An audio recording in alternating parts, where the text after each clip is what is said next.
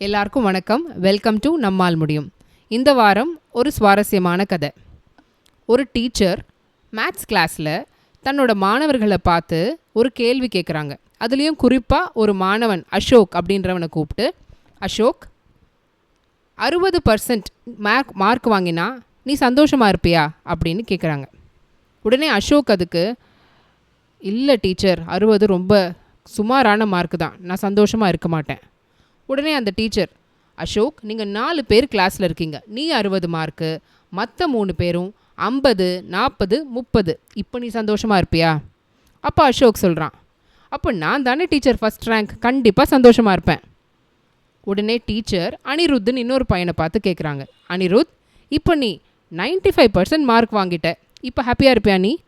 Of course teacher, 95 எவ்வளோ super score, சந்தோஷமாக இல்லாமல் இருக்க முடியுமா?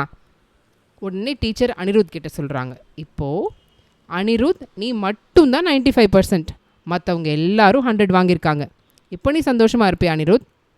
அனிருத் ஒரு நிமிஷம் யோசிச்சுட்டு, டீச்சர், அப்போ நான் தானே லாஸ்ட் ரேங்க், நான் சந்தோஷமாகவே இருக்க மாட்டேன் அப்படின்னு சொல்கிறான்.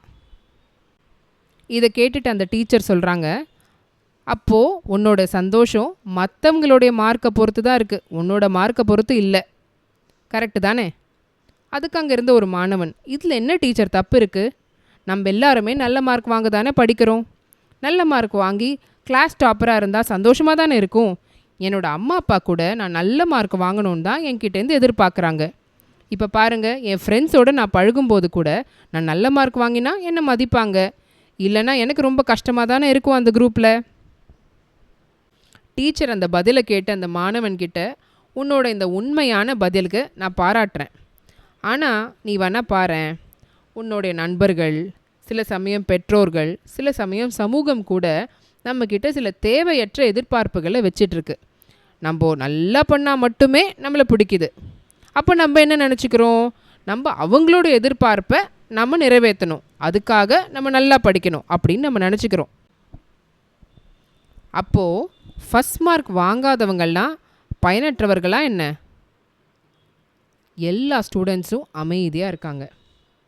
அப்போ டீச்சர், இதை நான் உங்களுக்கு புரிய வைக்கிறேன். அதுக்கு முன்னாடி இன்னொரு கேள்வி. கிஷோர், இப்போ நீ இந்த டெஸ்ட்டில் 70 மார்க் வாங்கியிருக்க, அடுத்த டெஸ்ட்டில் 78 மார்க் வாங்கியிருக்க, இப்போ நீ சந்தோஷமாக இருப்பியா? கிஷோர் கொஞ்சம் ஆழமாக யோசிச்சுட்டு அந்த டீச்சர்கிட்ட, ஆமாம் டீச்சர், முன்னாடி டெஸ்ட்டை விட இப்போ நான் இம்ப்ரூவ் பண்ணியிருக்கேன்ல, சந்தோஷமாக தான் இருப்பேன்.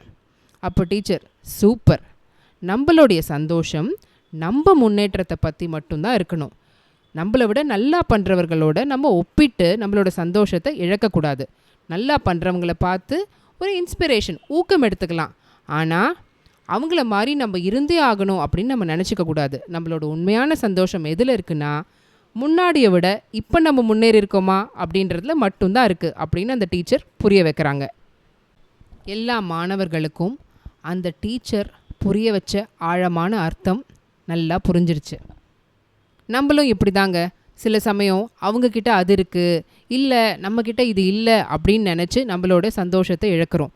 உண்மையான சந்தோஷம் நம்ம முன்னேறி இருக்கோமா அப்படின்றது மட்டும்தான். இந்த கதை உங்களுக்கு பிடிச்சிருக்கும்னு நான் நம்புகிறேன்.